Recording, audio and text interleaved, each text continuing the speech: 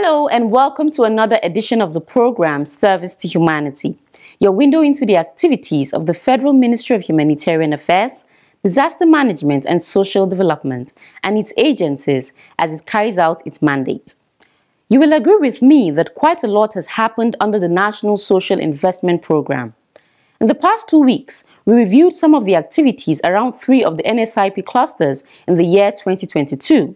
These are Empower, National Homegrown School Feeding Program, and Government Enterprise and Empowerment Program GEEP 2.0, where we have seen commendable efforts by the federal government to uplift poor and vulnerable Nigerians.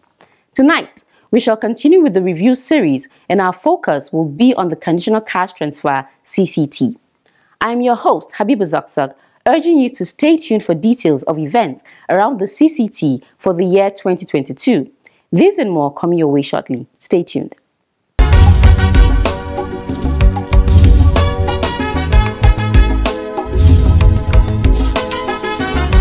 Mo ṣàǹfààní gidigidi lára tèmi nílé mi àtàwọn ọmọ mi o torí ara oúnjẹ ara pákídé ẹ̀mí àṣegàrí à ń tẹ̀bà à ń ṣèbẹ̀ à ń jẹun ìjọba ṣeun lọ́wọ́ á ràn wọ́n lọ́wọ́ ètò tó dáa ni tó fáìn tó dáa ni torí ìjọ yẹn gan tí wọ́n pé owó yẹn ẹlòmíì kò sí nǹkan kan pé bóyá bákan jíjẹ ṣùgbọ́n gba adé báyìí wọ́n kọ́kọ́ yà ayọ̀ 2000 wọ́n ṣèbẹ̀ àwọn ọmọ inú wọn dùn ara ráìsì àdàṣẹ́ńjì tó kù sórí ìka pákí kó ká lè máa rí mu jẹun díẹ̀díẹ̀ ìjọba ṣe.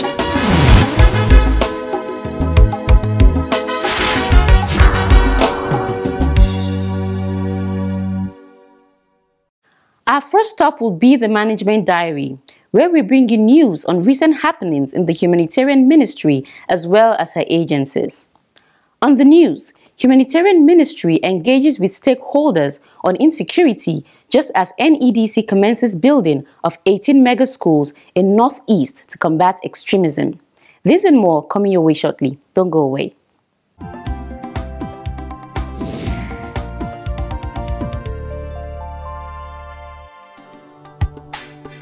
Federal Ministry of Humanitarian Affairs, Disaster Management and Social Development has held a sensitization and awareness exercise on exploitation of juveniles into armed and ideological groups for ministries, departments and agencies, youths as well as community leaders. The program, which held in Abuja, was designed to raise awareness about the recruitment process and the negative effects of non-state armed groups' abuse of children. During the event, Permanent Secretary of the Ministry, Dr. Nasir Sainugwarzo, condemned the use of teenagers and children as human shields by non-state armed groups to cause unrest and wage war against the federal government. The Permanent Secretary, who was represented by the Director of Humanitarian Affairs in the Ministry, Alhaji Ali Grema, emphasized that young people are more susceptible to manipulation, indoctrination, grooming and recruitment by various violent extremist groups. He added that it is important to note that the issue is getting worse, particularly in the nation's combat zones, which poses a severe threat to national security. The Permanent Secretary concluded by saying that it is anticipated that by the end of the session, everyone in attendance will understand the recruitment approach used by the non-state armed groups and have put in place the necessary countermeasures. Additionally, he argued that all parties involved should be able to take action against young people who exhibit behaviors associated with extremism and should all be able to inform others about how non-state armed groups abuse young people.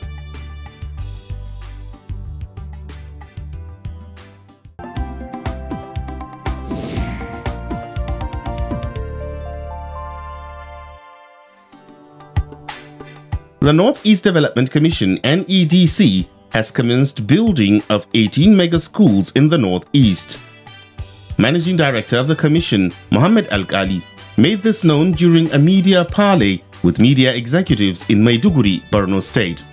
According to Al-Ghali, the motive was to combat extremism amongst other advantages. He said the Commission has also established the University of Maiduguri's Center for the Study of Violent Extremism, ICT centers in each of the 18 senatorial districts that make up the sub-region, and interventions in schools and higher education institutions towards the same purpose. The managing director further revealed that the overall cost to build the mega schools is 21.6 billion naira, and the schools are being fenced with 16 classrooms in each of them to accommodate 1,200 children.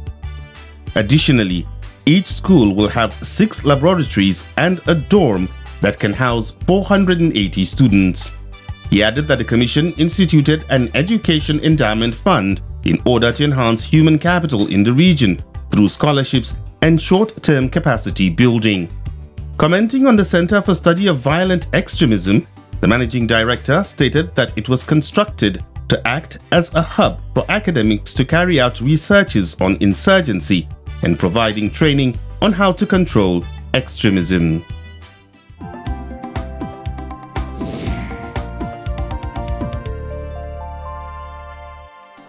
The National Senior Citizens Center, NSCC, in partnership with the National Social Safety Net Coordinating Office, is creating a separate social register strictly for senior citizens nationwide.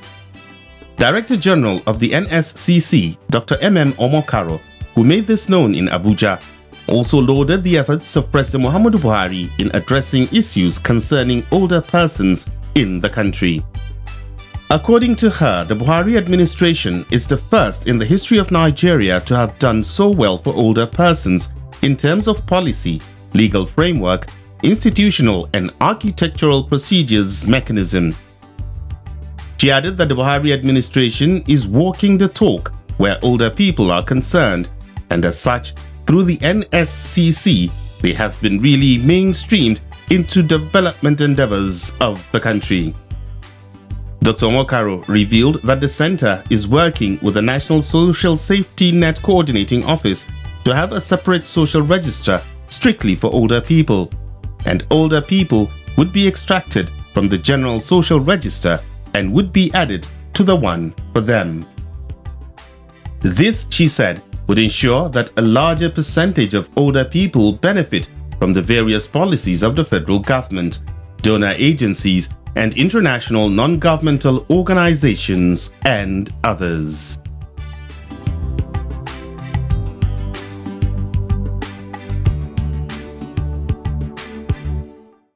You are still watching Service to Humanity, a program which brings you activities of the Federal Ministry of Humanitarian Affairs, Disaster Management and Social Development.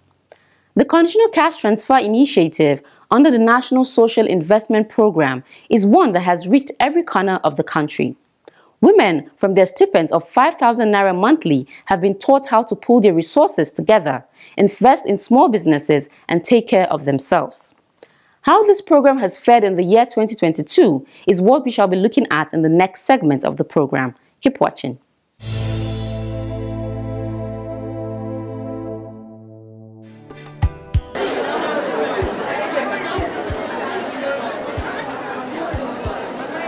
The federal government's Conditional Cash Transfer Program, also known as Household Uplifting Program Conditional Cash Transfer, HUPCCT, through the National Cash Transfer Office, NCTO, is charged with the responsibility of financing regular and reliable safety net transfers to targeted poor and vulnerable households.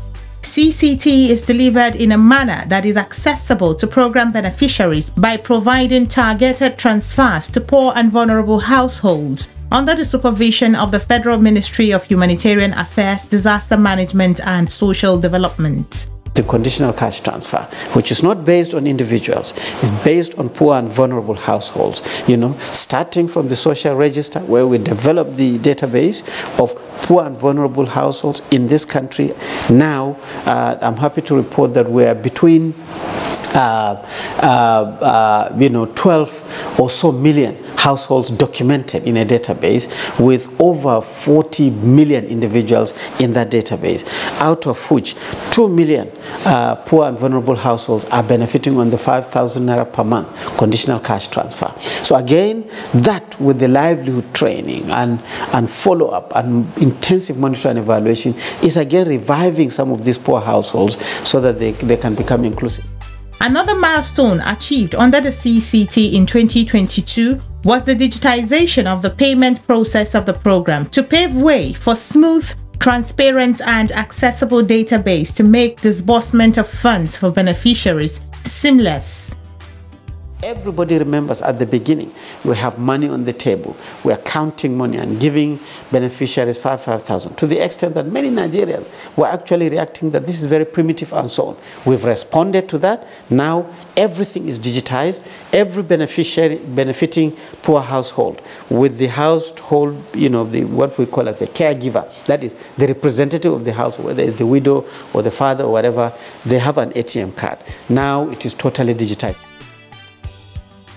At some point, the spate of insecurity in some parts of Nigeria made it difficult for agents of the NCTO to carry out disbursement of grants to beneficiaries of those affected areas. In another chat, this time around with the National Coordinator of the NCTO, Halima Shehu, she shared with us the measures taken in 2022 to overcome that challenge and the progress made. In the past, since the inception of the program, it has always been cash in hand kind of payment. So, but as time goes on, like you said, part of the reason why the program needed to find ways to make payment is the insecurity we're faced with in the country. As it is at this point, we have stopped cash in hand payment. We have fully digitized the process, which is part of the mandate of the program, to financially include these beneficiaries. This is to open other doors of opportunities for them for other interventions, even if NAP's projects come to a closure. So as it is, we have fully digitized. It will interest you to know that our beneficiaries who were unbanked as at the time when we started this program are fully banked now. We have opened over 1.9 million accounts across commercial banks for our beneficiaries. So they all have Nubank accounts, and we've commenced distribution of debit cards. In fact, I think we already have about 8 states to go. Some beneficiaries of the CCT program had not received their payments for months due to some challenges at the NCTO. Again, in 2022, all backlogs of payment were cleared. Halima Shehu spoke on that. I took over this office exactly a year ago, and it is no doubt that when I came, there were a lot of backlogs pending. In some states, backlogs of 2 years, but that is not because there were no reasons. The office was going through a lot of processes, which was to strengthen the payment system. So payments to our beneficiaries was delayed. When I came on board, we fastened the process. That was exactly what I did. We quickened it. We made sure that all backlog approval was gotten from the Honorable Minister of Humanitarian Affairs, who is passionate about this project. Like I said, it's the government's pet project. So once we got the approval, we swung into action and we made sure that these beneficiaries received their payment.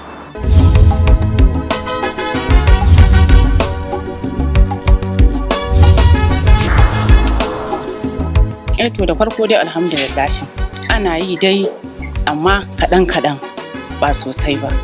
To da Allah ya sa ya kawo wannan tallafi na wannan gwamnati, to sai abin ya daɗa haɓaka, ya min tasiri tunda sana'ata ta ƙaru, kuma sannan ɗan wasu hidindimu na yara dai duk kana samu kai da shi a ciki.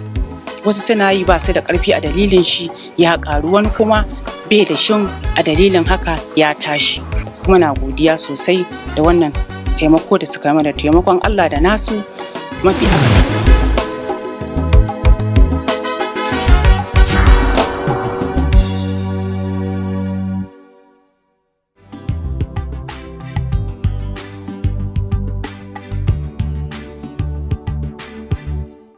It is safe to say that, like the other 3 welfare initiatives of the federal government under the NSIPs, the Conditional Cash Transfer has turned around the lives of so many poor and vulnerable Nigerians in the year 2022.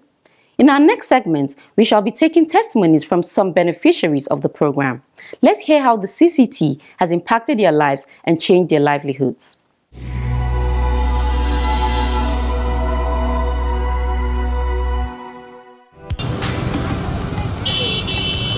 Ogun State is one of the states where the implementation of the CCT program started about a year ago. Like in so many other states already benefiting from the program, many households have been given a reason to smile. Last year, when we visited the state CCT unit head, Funmi Baker, shared with us the progress made in the year 2022 in the state under the CCT program. Initially, we were given 10,456 households to capture, but we were not able to meet all the 10,456 households.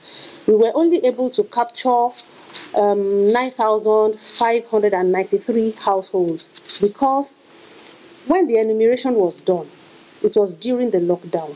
A lot of people traveled from wherever they were to their hometown, to their villages. So immediately after the lockdown, they went back to where they came from. And such people have been enumerated. So we couldn't meet a lot of them. Not a lot, some of them. So that's why we were only able to capture 9,593 households. So it's the 9,593 households that were issued ID cards for, and they were the ones we issued, we gave the ID cards to.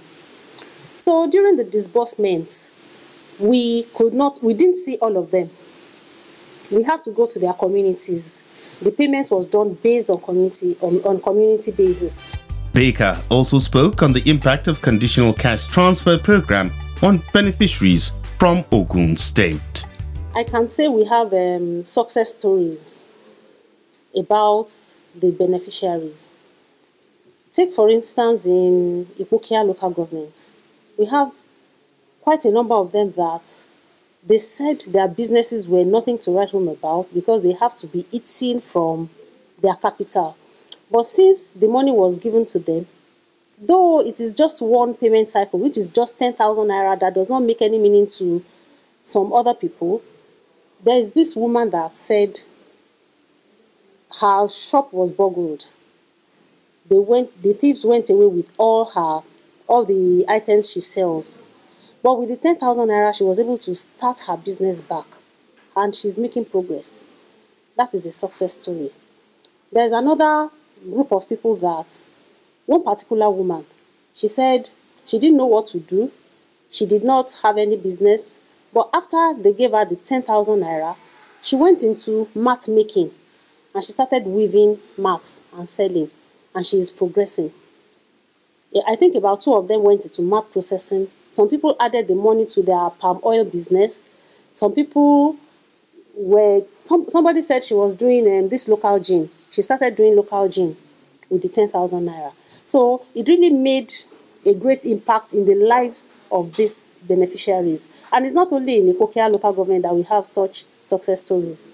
Even in some other local governments, they added the money to their businesses, and they are they're having profits, and they are turning the money over to better their lives.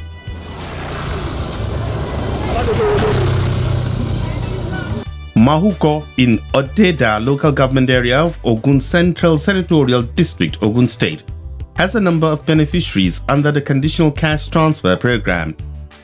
Some of them shared their testimonies. The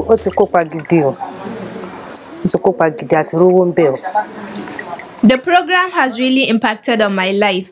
I made profits through production of gari. I can now package and process gari into fufu for sale. I have really gained a lot because I can now provide food for my children and at the same time run my business smoothly.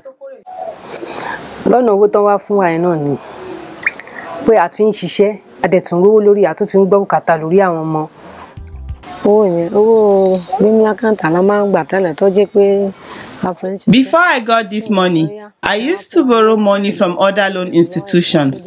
Ever since I received the money, I now buy and resell garri, and I can now provide for my family. Ìgbà tá a gbà yẹn kò sí bùkátà kankan torí bí ó ṣe ń ṣe èèyàn ti ń rí ìtàkùn jẹ ń bẹ̀ pẹ̀lú àwọn ọmọ. A rí sí dáadáa torí business wa ń lọ gèrègè. I am very grateful for this program because my business is moving well. When I received the money, I ventured into processing cassava to produce garri. Aside that, I do other businesses and I can now pay my children's school fees. As I speak now, some of my children are in private schools while others are at tertiary level. It has really impacted on my life.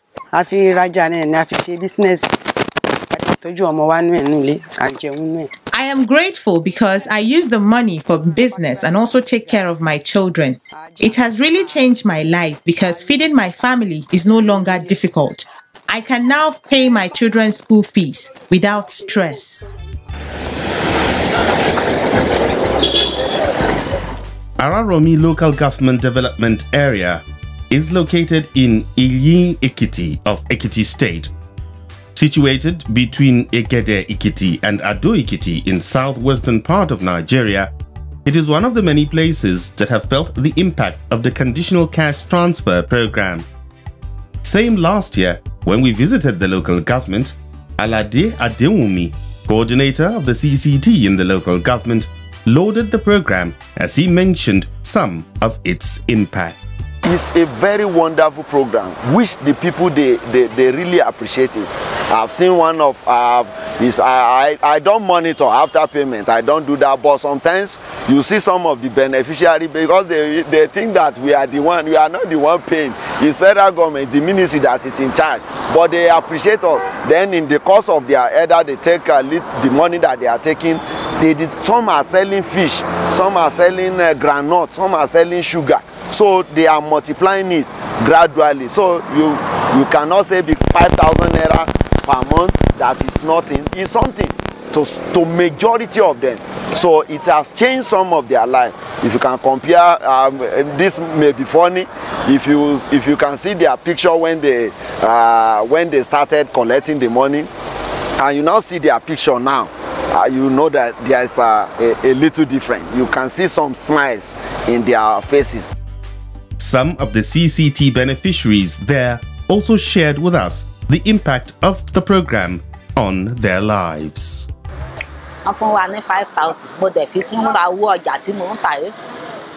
They gave us 5,000 naira and I added it to the money I use for my business. I sell maize, beans, fish, and meat. I am very happy about the government's intervention. It has helped me achieve a lot in my business, and I want them to continue.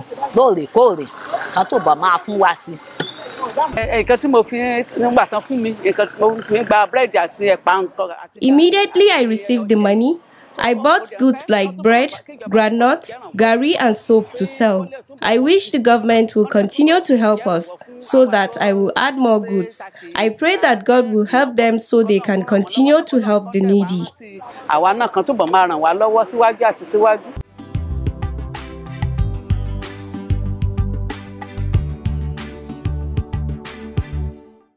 With that, we come to the end of this week's episode of Service to Humanity. Until I come your way again next week, stay safe.